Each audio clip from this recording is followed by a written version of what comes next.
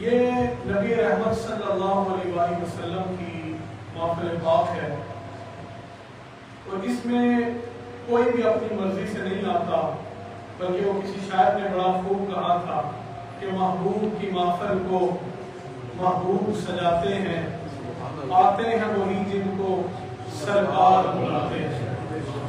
اور اس کا وسیلہ کوئی بھی بن سکتا ہے، لیکن حقیقت یہ ہے کہ یہ جو محفل پاک ہے یہ نبی رحمت صلی اللہ علیہ وسلم کی طرف سے بلا آیا ہے تو ہم آئے، اور بڑے ہی پیارے ہمارے دوست ہیں اور بڑی محبتیں اور شفقتیں فرماتے ہیں۔ جناب میر مختار صاحب بھی تشریف فرما ہے، تو جتنے بھی احباب ہیں جنہوں نے بھی اس میں کاوش کی ہے، اللہ سب کی کاوشوں کو قبول فرمائے۔ دوستو، اللہ رب العزت نے انسان کے اوپر اتنی نعمتوں کا نزول فرمایا ہے، تو قرآن میں ارشاد فرمایا وَإِن تَعُدُّوا نِعْمَتَ اللَّهِ لَا تُحْصُوهَا، کہ اگر انسان ان کو گننا چاہے، ان کو کاؤنٹنگ میں لانا چاہے تو ان کو گن نہیں سکتا۔ ایسا ہے کہ نہیں ہے؟ ایسا ہی ہے کہ انسان گن نہیں سکتا۔ پھر اللہ کی جتنی نعمتیں ہیں ان میں ایسی ایسی نعمت بھی ہے کہ جس کا نعم البدل موجود ہے۔ مثال کے طور پہ جس طرح ابھی آج ہمارے جو چودھری صاحب ہیں ان کے والد محترم کی آج مثال ثواب کی بھی مجلس ہے، محفل ہے، تو اب دنیا کے اندر بہت ساری نعمتیں ہیں، ان کا نعم البدل ہے، اور بہت ساری ایسی بھی ہیں جن کا نعم البدل نہیں ہے۔ مثال کے طور پہ کوئی انسان شادی کرتا ہے، اس کے بچے نہیں ہوتے، کوئی میڈیکلی فالٹ پرابلم ہو سکتا ہے، تو اس کے پاس یہ آپشن موجود ہے کہ وہ دوسری شادی کر سکتا ہے۔ اسی طرح کوئی خاتون بیوہ ہو جاتی ہے تو شرعی طور کے اوپر اس کے اوپر یہ آپشن موجود ہے کہ وہ نئی شادی کر سکتی ہے۔ یعنی کہ بہت ساری نعمتیں ہیں، ان کا نعم البدل موجود ہے، لیکن والدین اللہ کی اتنی بڑی نعمت ہے۔ میری ذرا بات آپ توجہ سے سنیے گا کہ والدین اللہ کی اتنی بڑی نعمت ہے کہ ان کا نعم البدل اس دنیا میں موجود ہی نہیں، بلکہ بعض علماء نے تو یہاں تک لکھا ہے کہ دنیا کے اندر اللہ اور اس کے رسول کے اوپر ایمان لانے کے بعد جو سب سے بڑی نعمت ہے وہ یہ ہے کہ کسی شخص کو اللہ رب العزت والدین عطا فرماتا ہے اور پھر اس سے اس کی خدمت لے لیتا ہے۔ اور علماء نے لکھا کہ آخرت کے اندر جو سب سے بڑی نعمت ہے وہ میرے اور آپ کے کریم آقا حضور سید عالم، نور مجسم، شفیع معظم، سیاح لامکانی، ان کی جو شفاعت ہے وہ آخرت کی سب سے بڑی نعمت ہے۔ سید عالم نے کہا تھا نا کہ پیش حق مجدہ شفاعت کا سناتے جائیں گے، پیش حق مجدہ شفاعت کا سناتے جائیں گے، آپ روتے جائیں گے، ہم کو ہنساتے جائیں گے، وسعتیں دی ہیں خدا نے دامن محبوب کو، عیب کھلتے جائیں گے اور وہ چھپاتے جائیں گے۔ کہ اللہ نے میرے کریم آقا کو اتنی وسعت دی ہے، تو یہ قیامت کے اندر، آخرت کے اندر، اس دن ڈے آف دا ججمنٹ سب سے بڑی جو نعمت ہے وہ نبی رحمت صلی اللہ علیہ وسلم کی شفاعت ہے، اور پھر یہ امتیوں کا حق بنتا ہے، بلکہ یہ امتیوں کا فرض ہے کیا کہ وہ، اور یہ میرے آقا کا حق ہے کہ ہم صبح و شام اپنے کریم آقا کے ترانے گائیں، ہم صبح و شام ان کا ذکر کریں۔ خدا قسم کبھی آپ نبی رحمت صلی اللہ علیہ وسلم کا اسوہ پڑھ کے دیکھیں، کبھی حضور کی سیرت پڑھ کے دیکھیں کہ کس طرح حضور جب اس دنیا پہ تشریف لائے اور نبی کریم صلی اللہ علیہ وسلم کا میلاد ہوا، اس وقت جب حضور کی آمد ہوتی ہے تو نبی کریم صلی اللہ علیہ وسلم اپنے دونوں ہاتھ مبارک زمین پر رکھتے ہیں اور سر مبارک کو آسمان کی طرف اٹھایا ہوا ہے، اور حضور کے لب ہل رہے ہیں۔ حضور نے جب لب واہ فرمائے تو حضور کیا ارشاد فرما رہے تھے؟ حضور فرما رہے تھے ربی حبلی امتی، ربی حبلی امتی۔ کہ حضور جب اس دنیا کے اوپر تشریف بھی لا رہے ہیں تو اپنے اپنی امت کو اس قدر پیار اور محبت جو ہے وہ بتا رہے ہیں کہ لوگوں میں اپنی امت سے کتنا پیار کرتا ہوں. اور یہ معاملہ یہاں پہ رکا نہیں. آپ نبی کریم صلی اللہ علیہ وسلم کی سیرت پڑھتے جائیں, حضور کی بایوگرافی, حضور کی زندگی کا سارے احوال پڑھیں. بے شمار موقع ایسے ہیں نبی کریم صلی اللہ علیہ وسلم اپنے رب کی بارگاہ میں عرض کرتے ہیں, پریشان ہیں, فرشتہ آ جاتا ہے, حضور کیا وجہ ہے, کیوں پریشان ہے؟ تو جواب دیا جاتا ہے, اے رب میری امت. یار سبحان اللہ تو کہہ رہے, یہ آپ کا ذکر ہو رہا ہے, یہ میرا ذکر ہو رہا ہے. کریمہ کا کس قدر فکر مند ہے. اور بلکہ جب وقت وصال آیا نا, حضور نے ظاہری پردہ فرمانا تھا. اس وقت جب حضرت جبریل علیہ السلام حضور کی بارگاہ میں حاضر ہوئے, اس وقت بھی جو کنورسیشن ہے کبھی وہ پڑھ کے دیکھیں کہ میرے اور آپ کے کریم آقا نے کیا ارشاد فرمایا تھا. حضور نے ارشاد فرمایا کہ جبریل, جب کہا کہ اللہ, عرض کی اللہ کا حکم آ رہا ہے, کہا کہ اللہ کا جو حکم ہے اس کے سامنے سر تسلیم خم ہے, لیکن جبریل میرے بعد میری امت کا کیا ہوگا. کبھی ہم ان باتوں کو دل کے کانوں سے سنیں نا, اور کبھی ہم دیکھیں کہ کیا یہ وہ نبی ہیں کہ جن کو اللہ رب العزت نے ما کانا و ما یکون کا سارا علم بھی عطا کیا ہے, جن کو یہ بھی پتا ہے کہ میرے نواسے نے کٹ جانا ہے کربلا کے اندر, جن کو یہ بھی پتا ہے کہ حضرت زینب کے پیٹ میں جو آپ کی صاحبزادی ہیں نیزہ مارا جانا ہے, جن کو یہ بھی پتا ہے کہ طائف کے اندر مجھے پتھر مارے جائیں گے, جن کو یہ بھی پتا ہے کہ اوجڑیاں گندی علائشیں لا کر میرے اوپر ڈال دی جائیں گی, میری راہوں کے اندر کانٹے بچھا دیے جائیں گے, وہی اپنے میرے بغانے بن جائیں گے اور میری جان کے دشمن بن جائیں گے. چاہیے تو یہ تھا. حضور یہ ارشاد فرماتے کہ میری جو خاندان ہے میرا, اس سے جو ان کے اوپر جو مصائب آنے ہیں وہ ٹل جائیں گے.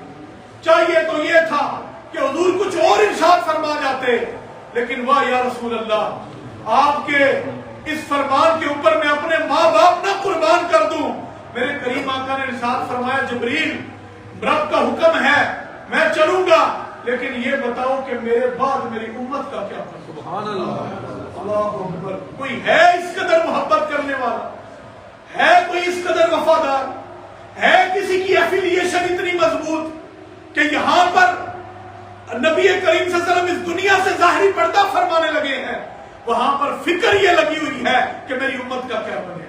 اور پھر اس وقت جو کنورسیشن لمبی ہے, میں ادھر نہیں جاتا, میں گفتگو کہیں اور لے کے جانا چاہتا ہوں کہ پھر جبریل گئے, پھر واپس آئے, تو پھر رب ذوالجلال نے جو خوشخبری دی, کہا محبوب آپ کیوں پریشان ہوتے ہیں, آپ کے ظاہری وصال کے بعد آپ پریشان نہ ہو, بلکہ جو آپ کی امت ہے رب ذوالجلال اس کو یہ مرتبہ عطا کرے گا کہ اس کی اور اس کے اوپر پھر جو علماء نے شروع لکھی, شرح لکھی, بلکہ میرے اپنے جو ہمارے دادا استاد مفتی احمد یار نائمی علیہ رحمہ, انہوں نے تو قلم توڑ دیا. انہوں نے کہا کہ جب یہ کنورسیشن ہو رہی تھی, اس کے بعد جب فرشتہ واپس آیا اور رب ذوالجلال کے حکم کو نبی رحمت صلی اللہ علیہ وسلم نے اس کے سامنے سر تسلیم خم کیا, اس وقت کیا بات ہوئی تھی اور کیا کہا جا رہا تھا. اللہ نے یہ انعام دے دیا ہوا تھا امت محمدیہ کو, کیا محبوب تیری امت کی ہم اس طرح حفاظت کریں گے, تیرے امت کے مرتبے کو اس طرح بلند کریں گے, یہ نیکیاں تھوڑی کریں گے, ہم ثواب زیادہ عطا فرمائیں. ان کی عمریں تھوڑی ہوں گی, لیکن ان سے جو کام لے لیا جائے گا وہ بڑا زیادہ لے لیا جائے گا. یہ بڑی لمبی حدیث ہے. حضور نے جو آخر کے اندر پھر فرمایا کہ میرا دل بڑا مطمئن ہے, تو یعنی کہ کہنے کا مقصد یہ ہے دوستو, وہ نبی رحمت جو ہر وقت ہماری فکر میں رہتے تھے, ہمیں بھی یہ چاہیے کہ کاش ہم ان کے راستے پہ چلیں. اور آج یہ جو والدین کے حوالے سے یہ سیمینار رکھا گیا میلاد کے موقع پر, میں چودھری صاحب کو خراج تحسین پیش کرتا ہوں کہ کیا ہی پیارا موضوع ہے اور کیا ہی پیارا وقت ہے کہ کبھی آؤ نا میرے کریم آقا کی بارگاہ میں چلو. وہ اولاد, اگر یہاں پہ کوئی ایسا میرا بھائی بیٹھا ہے جس کے والدین اس سے ناراض ہیں, یا ایسا بیٹھا ہے کہ جس کی زبان اپنے باپ یا ماں کے سامنے بڑی چلتی ہے, تو خدا را آج میں تمہیں ممبر رسول پہ کھڑے ہو کے علماء کی یہ موجودگی کے اندر یہ کہنے لگا ہوں, वापिस आ जाओ, वापिस आ जाओ, वो वक्त दूर नहीं है, फिर तुम रब की बारगाह में माफिया मांगते फिरोगे और रब तुम्हें माफ नहीं करेगा। और अल्लाह रब्बुल इज्जत की बारगाह में ये बड़ा हसास मामला है जो वालिदैन है।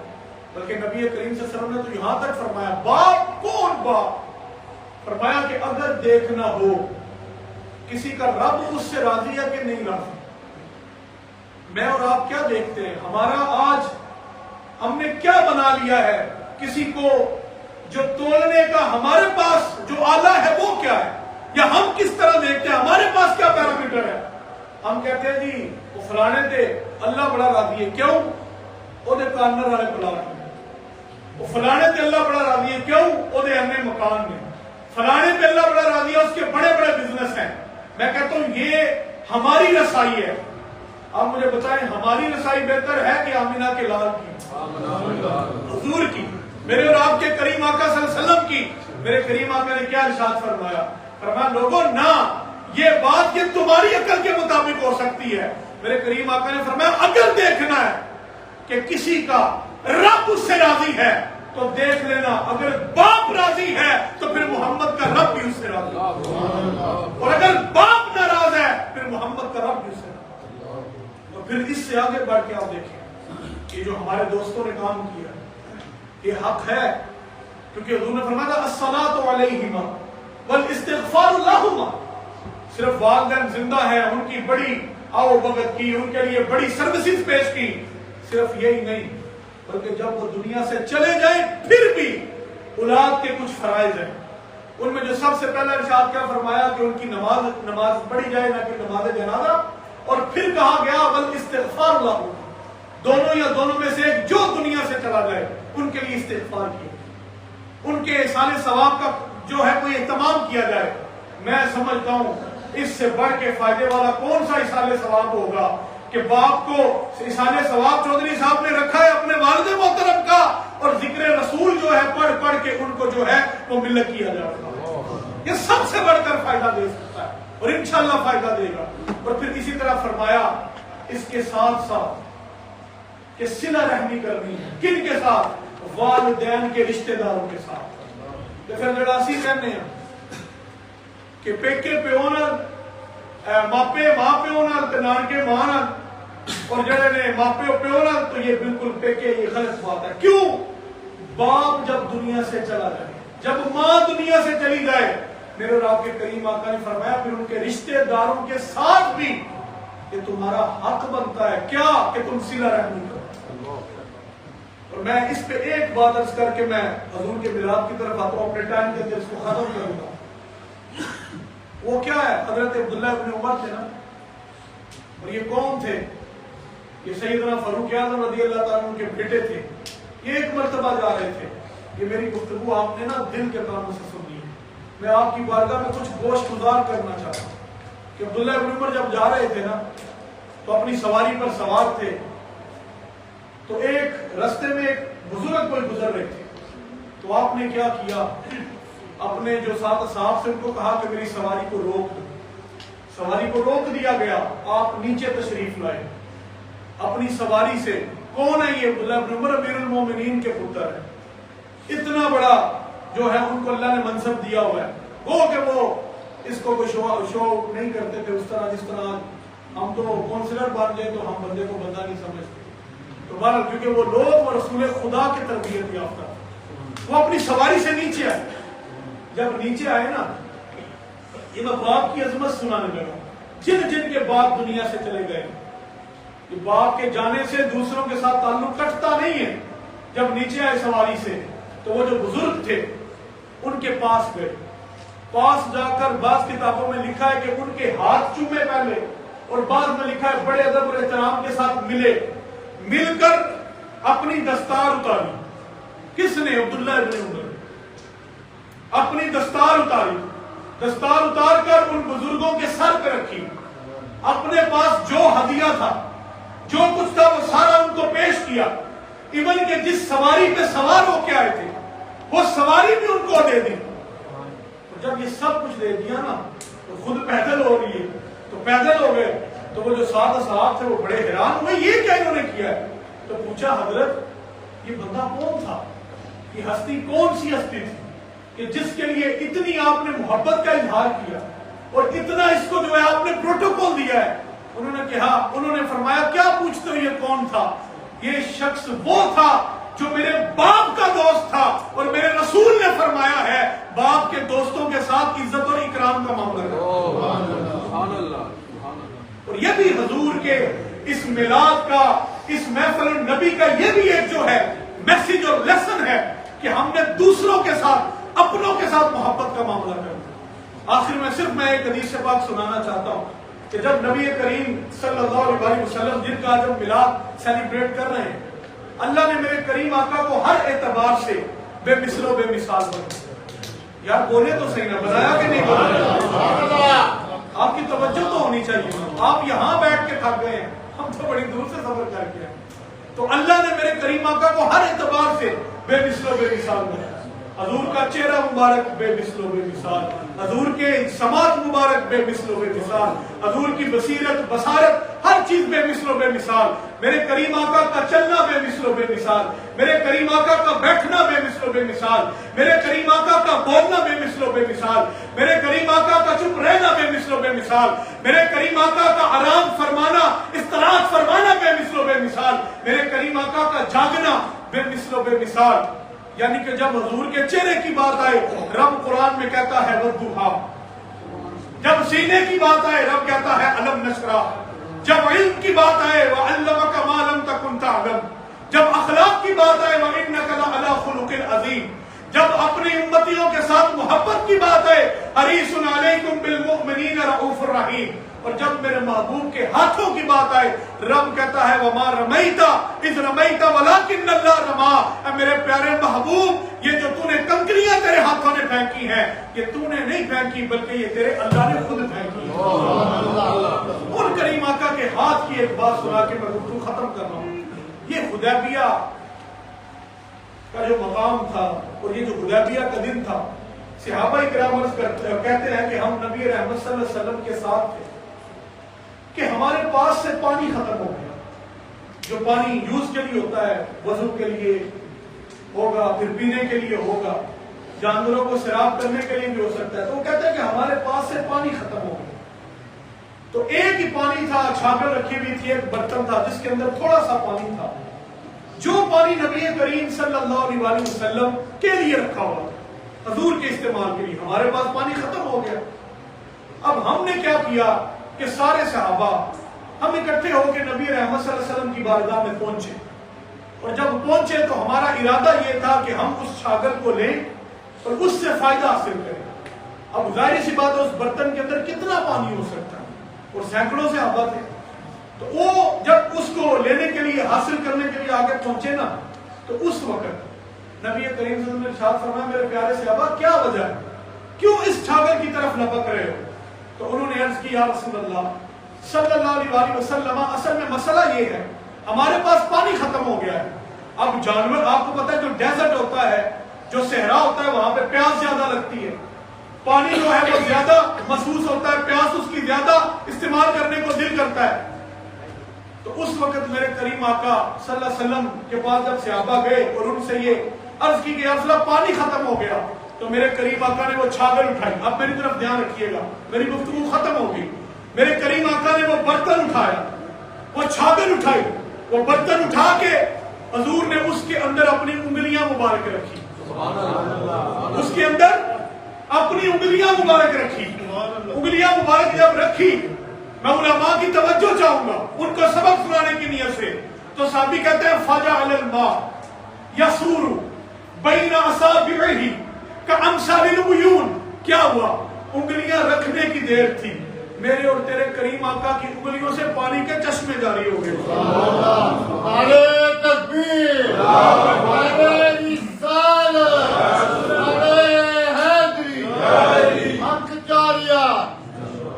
تو فرمایا کہ حضور کی انگلیوں سے پانی کے چشمے جاری ہو گئے۔ جب چشمے جاری ہو گئے نا، بات اتنی بھی بڑی تھی لیکن صحابی نے کمال کر دیا، کیونکہ ہو سکتا ہے کہ کل کو آگے کہتا وہ تو 3-4 صحابہ کو موقع مل گیا تھا، انہوں نے اس سے پانی پی لیا ہوگا یا وضو کر لیا ہوگا، کیونکہ آگے حدیث کے الفاظ ہے فَشَرِبْنَا وَتَوَضَّعْنَا، صحابی کہتے ہیں کہ ہم نے پانی پیا بھی اور ہم نے اسے وضو بھی کیا. اب اگلی جو بات راوی نے کہی نا یہ حاصل کلام ہے. قلت وہ کہتے ہیں کہ ہم نے پوچھا, راوی کہتے ہیں کم کنتم آپ کتنے لوگ تھے؟ یار یہ اتنا سا برتن اس کے اندر پانی ہو کتنے وضو کر سکتے ہیں, کتنے پی سکتے ہیں؟ انہوں نے پوچھا کم کنتم آپ کتنے لوگ تھے, کتنے آدمی تھے؟ انہوں نے کہا لو کننا, اس کا ترجمہ کر کے میں مائک چھوڑ کے چلا جاؤں گا, لو کننا میعۃ الف لکفانا کننا 15 میاں. صحابی کہنے لگے ہم تھے تو 1500. فشربنا وتودعنا, ہم نے پانی پیا بھی وضو بھی کیا, اور بعض محدثین نے لکھا جانوروں کے لیے بھی رکھا, اپنے لیے سٹور بھی کیا, انسٹال بھی کر لیا. کہا ہم تھے تو 1500. لیکن جس طرح مصطفیٰ کریم کی انگلیوں سے پانی کے چشمے جاری ہو گئے تھے, ہم 1,00,000 بھی ہوتے, پانی پیتے جاتے, وضو کرتے جاتے, ہمارے جانور اس سے فائدہ حاصل کرتے جاتے, ہم پیتے چلے جاتے مصطفیٰ کی انگلیوں سے, وہ پانی ختم ہونے والا نہیں. یہ اللہ نے میرے حبیب مکرم کو شان عطا فرمائی. اللہ سے دعا ہے جو کچھ میں نے کہا آپ نے سنا, اللہ اس پر عمل کی توفیق عطا فرمائے. دوران گفتگو مجھ سے کوئی غلطی ہوئی ہو, کسی بات سے دل دکھا, آپ سے اللہ سے معافی کا طلبگار ہوں. الحمدللہ میں نے اپنے وقت سے 2 منٹ پہلے چھوڑ دیا ہے. اللہ رب العزت ہم سب کو وقت کی پابندی کرنے کی توفیق عطا فرمائے.